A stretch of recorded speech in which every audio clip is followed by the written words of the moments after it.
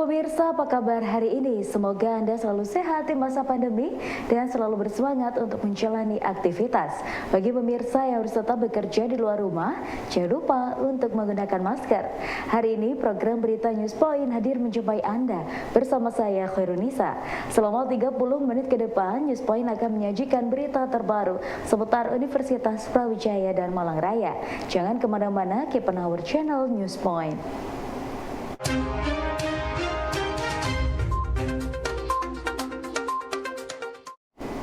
Divisi Informasi Data dan Keluhan UB menggelar monitoring dan evaluasi pengelolaan dan umpan balik UB Care serta survei kepuasan masyarakat di lingkungan UB. Ketua DIDK Zulfaidah Penatagama menjelaskan akan terus melakukan evaluasi pelayanan di UB agar stakeholder, mahasiswa, sivitas akademika, serta masyarakat umum dapat turut serta dalam survei kepuasan masyarakat untuk mendapatkan keterbukaan informasi. Keluhan yang ada di UB itu kita tangani melalui sistem namanya UB Care. Nah, Universitas Brawijaya Care ini dalam bentuk sistem menangani keluhan seluruh sivitas akademika, mulai mahasiswa, dosen, tendi, kemudian masyarakat umum itu juga bisa memberikan apresiasi, keluhan, umpan balik, kritikan itu bisa dilakukan dengan mengisi sistem yang ada di UB Care. Kemudian evaluasi hari ini kita lakukan untuk survei kepuasan masyarakat. Nah, survei kepuasan masyarakat itu kami lakukan setiap tahun, biasanya di akhir tahun. Tetapi sebelumnya kita sampaikan kayak tadi informasinya bagaimana nilai dari masing-masing fakultas, dari masing-masing unit kerja, nilai IKM-nya tahun ini bagaimana, tahun kemarin bagaimana, ada peningkatan tidak. Nah, itu kita lakukan di saat momen sekarang ini. Itu rutin kita lakukan setiap tahun. Harapannya pertemuan kami setiap tahun ini memberikan masukan kepada seluruh pimpinan bahwa ini loh yang perlu ditingkatkan, pelayanan yang mana yang masih kurang itu monggo ditingkatkan bareng-bareng.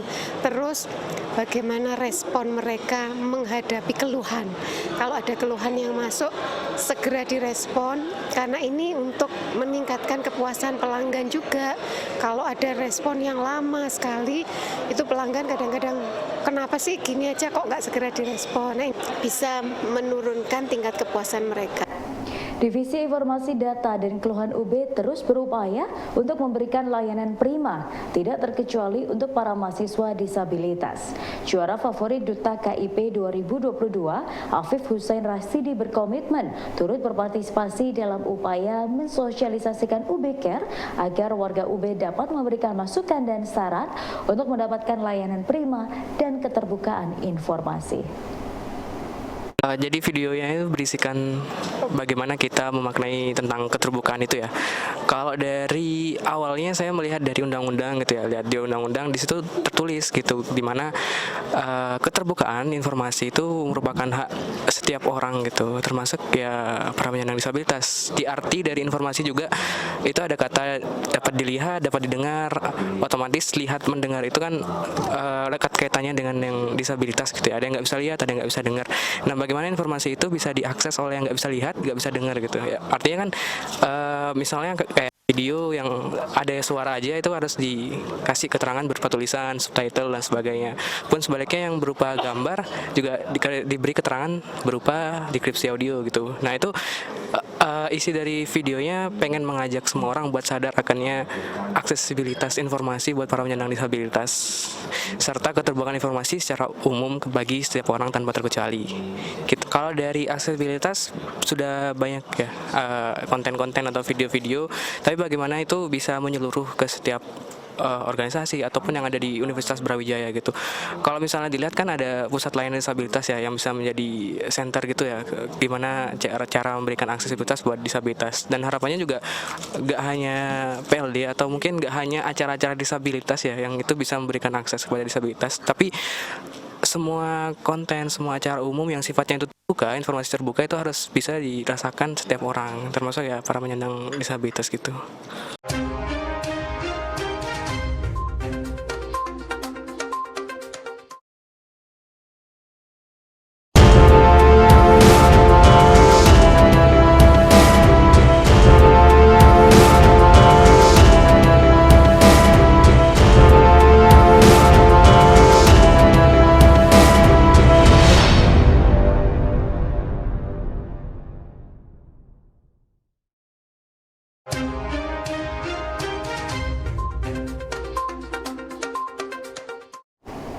Pesatnya informasi dan komunikasi di era globalisasi saat ini membuka peluang kerjasama serta kolaborasi berbagai pihak dengan lebih intensif. Tim Pengabdian Masyarakat dan Laboratorium Hubungan Internasional UB menyelenggarakan kelas kolaboratif partisipatif bersama komunitas Indonesia untuk kajian Eropa yang dilaksanakan secara daring diikuti mahasiswa seluruh Indonesia. Selama 5 minggu, para peserta akan bertukar pikiran dan informasi serta ilmu yang berkaitan dengan kajian sistem City Province Indonesia Eropa. Agenda ini tuh sebenarnya pendaftaran pesertanya masih dibuka sampai sekarang, mungkin masih ada kira-kira 3-4 hari ke depan untuk teman-teman bisa mendaftar. Tapi dari sekian yang kemudian kami ajukan kerjasama, dari beberapa anggota GIG itu terdiri dari ada UGM, ada UMM, ada UI, ada BINUS dan kampus-kampus yang lain. Yang kami targetkan satu kelas itu ada 50 mahasiswa dari sekian banyak universitas. Untuk melatar belakang mungkin kita melihatnya kajian tentang Eropa itu sering kita dengar di mana-mana, tapi tidak ada yang kemudian punya forum akademis secara mendalam. Jadi kita kemudian berinisiatif untuk membuka peluang ini, membuka kelas ini supaya ada kajian Eropa yang lebih spesifik. Kenapa harus dengan GIG? Karena di Indonesia yang punya kajian secara spesifik tentang Eropa, kawasan Eropa adalah GIG, dan kami juga ada beberapa dosen yang kemudian di sini menjadi anggota dari GIG. Jadi kemudian kita menyambut kerjasama itu supaya kita bisa lebih intens untuk membahas tentang kajian Eropa. Tapi di forum yang kemudian kami lakukan itu lebih spesifik untuk membahas tentang sister city dan sister province. Jadi lingkup kerjasamanya lebih kecil di lingkup kota atau lingkup provinsi antara kota-kota di Indonesia dengan Eropa. Selain teman-teman, pertama mungkin dari mahasiswa ya, output utamanya kalau teman-teman mahasiswa punya pengalaman baru terkait kajian Eropa, karena kita membahas tentang pengantar kerjasama, kemudian masuk kepada best practice dari kerjasama antara Indonesia dengan Eropa, spesifik di sister city dan sister province. Dan kalau dari GIG kita berharap mereka bisa melanjutkan kemudian kelas kolaboratif ini di tahun-tahun selanjutnya dengan isu-isu yang mungkin lebih luas atau lebih berbeda ya. Kalau sebelumnya yang sekarang mungkin lebih sister city, mungkin di depan bisa jadi mungkin tentang pertanian, mungkin tentang kerjasama ekonomi yang lain seperti itu. Kemudian kalau dari hubungan internasional mungkin kita melihat bahwa karena di kami ada mata kuliah studi kawasan Eropa, maka forum ini jadi forum yang penting untuk kemudian melihat bagaimana perkembangan kajian Eropa dengan kampus-kampus lain. Jadi kita punya kerjasama bareng dengan kampus-kampus lain supaya kita saling bertukar pikiran, bertukar informasi, bertukar ilmu terkait kajian Eropa. Tim Emergency Medical Team UB beserta mahasiswa dan relawan sampai hari ini masih membantu penanganan banjir di Desa Siti Arjo, Kecamatan Sumbermanjing Wetan, Kabupaten Malang. Selain melakukan penanganan bidang kesehatan dan penyaluran bantuan, EMT UB juga menyalurkan air bersih untuk warga yang terdampak. Meski saat ini kondisi telah membaik, namun tim EMT tetap bersiaga dan berkoordinasi dengan Puskesmas untuk pemeriksaan terhadap warga yang terkena infeksi jamur akibat banjir. Alhamdulillah di sini itu ada dapur umum.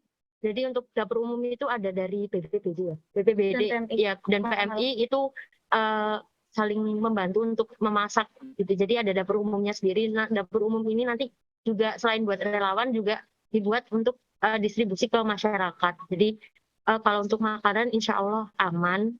Nggak ada khawatir gitu. Terus kalau untuk penginapan sebenarnya dari kami bebas sih kalau mau tidur di mana, karena dari Puskesmas Siti Arjo sendiri kayak open gitu buat untuk tempat tidur kami seperti itu. Kalau dari Viva mungkin kurang lebih sama seperti Nanda. Jadi karena warga kan tidak mengungsi di posko ini, jadi poskonya ini khusus untuk bantuan dan juga untuk relawan gitu. Jadi kami leluasa menggunakan posko ini untuk mempersiapkan apa aja yang perlu dipersiapkan untuk membantu warga gitu. Seperti persiapan untuk berangkat pemeriksaan atau persiapan untuk berangkat membersihkan jalan dan membersihkan rumah-rumah warga seperti itu. Terima kasih.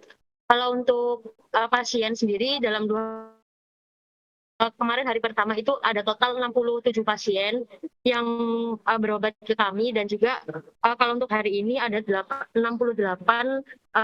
pasien, sehingga totalnya ada 135 pasien. Terus kalau untuk rencananya mungkin dari kami sendiri akan ada bantuan lagi dari teman-teman BSM lagi akan terjun juga ke sini, insya Allah malam ini bersama dengan basis UB dan juga Damkar. Kemudian untuk rencana selanjutnya berarti karena kami mendapat bantuan lagi, kalau misalnya besok ada pemeriksaan, cuman karena memang kita menunggu informasi dari Puskesmas Sitiarjo sendiri, jadi kami masih menunggu arahan seperti itu. Kalau misalnya nanti mendapatkan arahan untuk pergi pemeriksaan lagi di dusun-dusun di sekitar sini yang mungkin masih belum didatangi, nanti kami akan berangkat bersama dengan petugas dari Puskesmas Sitiarjo. Universitas Brawijaya melalui Direktorat Pengembangan Karir dan Alumni telah mengembangkan sistem informasi tracer studi berbasis web untuk memudahkan pelacakan para alumni. Para alumni diharapkan dapat berpartisipasi untuk turut serta dalam pengisian data pada web tracer studi agar dapat membantu pihak UB dalam memperbaiki kualitas pendidikan dan menjaga hubungan serta jejaring dengan pihak industri dan dunia usaha. Alumni Universitas Brawijaya yang kami banggakan, perlu diketahui bahwa Universitas Brawijaya saat ini sedang melakukan studi penelusuran atau pelacakan alumni. Studi ini bertujuan untuk mengetahui masa transisi dari dunia kampus menuju dunia kerja, wira swasta, dan juga melanjutkan studi serta menganalisis tingkat kompetensi yang diperoleh pada masa pendidikan, serta aplikasi ilmu pengetahuan di dunia kerja. Studi ini juga akan menggali informasi terkait tentang proses dan kondisi pembelajaran di Universitas Brawijaya yang nantinya hasilnya akan digunakan untuk perbaikan dalam proses penyempurnaan kurikulum serta proses belajar mengajar di setiap fakultas di lingkungan Universitas Brawijaya. Tracer Study ini adalah program wajib yang harus dilakukan oleh perguruan tinggi sebagai syarat pemenuhan indikator kinerja utama.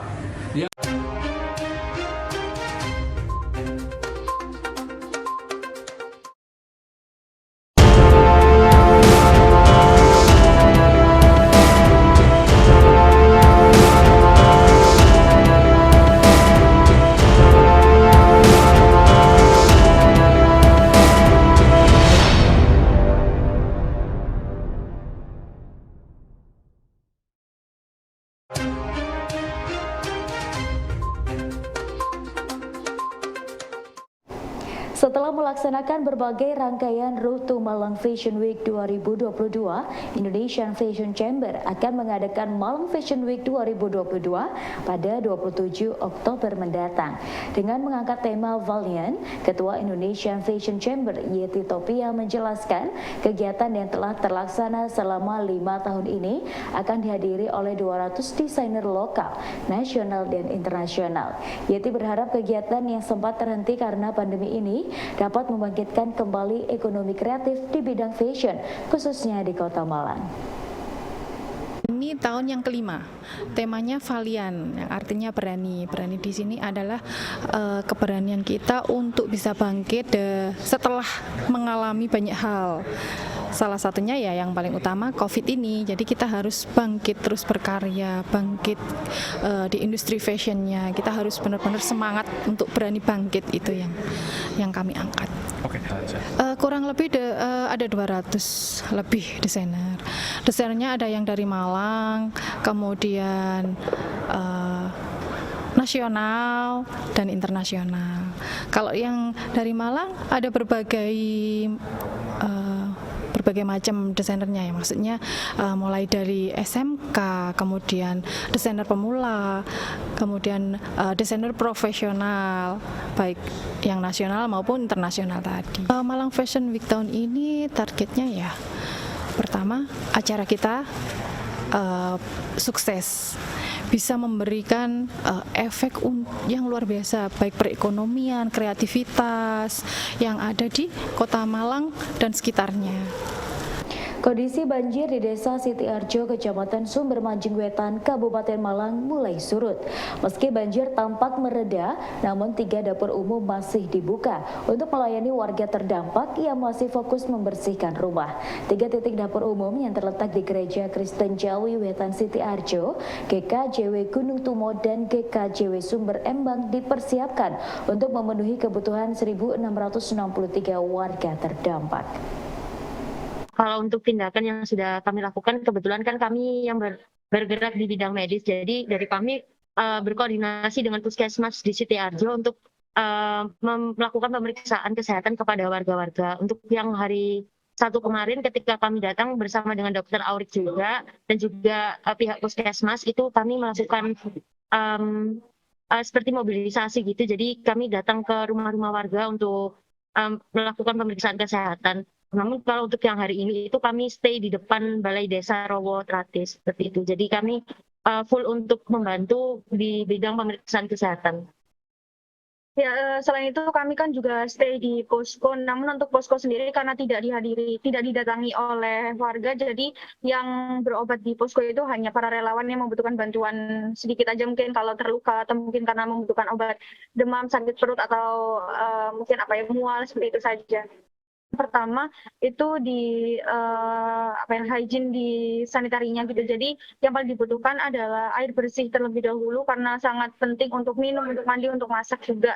Selain itu yang dibutuhkan oleh warga di sini terutama obat itu mungkin karena sebagian besar di warga itu sakitnya di fungal infection di jamur yang ada di kakinya gitu, di kutu airnya di kakinya. Jadi butuh salep. Untuk salepnya ada beberapa juga yang kami bawa untuk warga. Kemudian warga juga banyak yang rumahnya itu full terendam gitu, atau mungkin pokoknya terendam semuanya barang-barangnya, dan yang paling dibutuhkan tentunya bantuan untuk membersihkan rumah mereka gitu, untuk mengeluarkan lumpur yang di dalam rumahnya, terus mengeringkan juga barang-barang yang ada di dalam rumahnya seperti itu. Mungkin ada tambahan?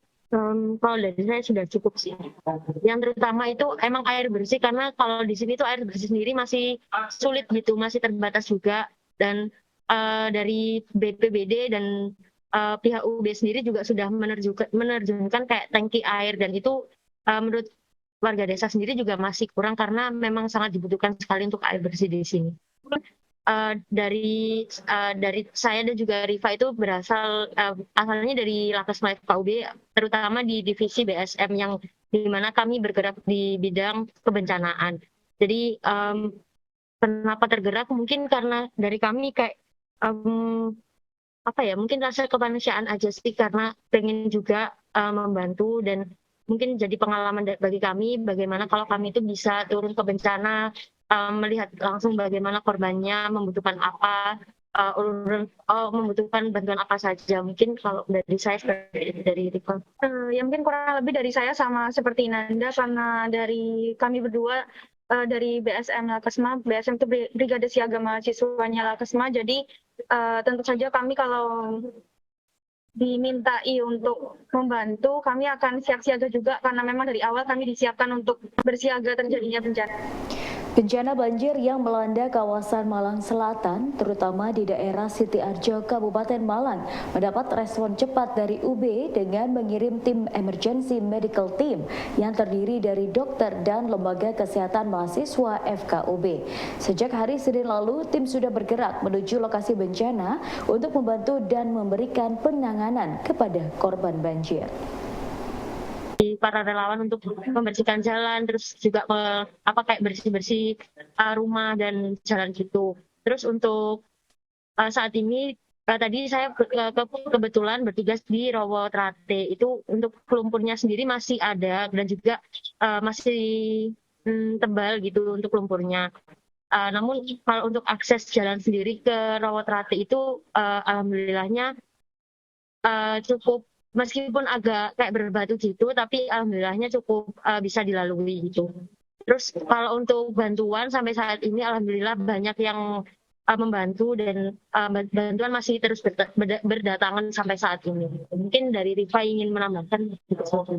Mungkin sudah disampaikan oleh Nanda, sebagian besar sudah disampaikan oleh Nanda. Kalau dari saya mau nambahin dikit aja. Jadi kalau di sini sendiri Itu karena relawannya juga, kalau menurut saya pribadi dan Anda juga, itu cukup banyak dari berbagai organisasi. Kemarin terakhir data itu kami ada berapa organisasi ya? 30-an organisasi yang hadir, dan mungkin itu belum data yang terbaru, jadi banyak sekali dari relawan dari berbagai pihak yang datang untuk hadir membantu, jadi kami tidak terlalu kesusahan untuk melakukan pemeriksaan atau apapun itu kepada pasien gitu. Dan walaupun mobile maupun kita stay di posko, banyak dari warga itu yang sangat antusias karena dari warga sendiri juga sangat membutuhkan pengobatan, khususnya untuk warga yang gatal-gatal gitu, karena fungal infection di sini kayak jamur di kaki itu sangat banyak terjadi di warga yang terdampak banjir. Ya pemirsa, informasi tadi sekaligus menutup perjumpaan kita hari ini. Jangan lupa saksikan News Point setiap hari pukul 19.30 waktu Indonesia Barat hanya di BTV, Televisi Pendidikan Universitas Brawijaya. Saya Khairudisa dan seluruh kru yang bertugas pamit undur diri. Tetap patuhi protokol kesehatan, wajib menggunakan masker. Terima kasih dan selamat beraktivitas.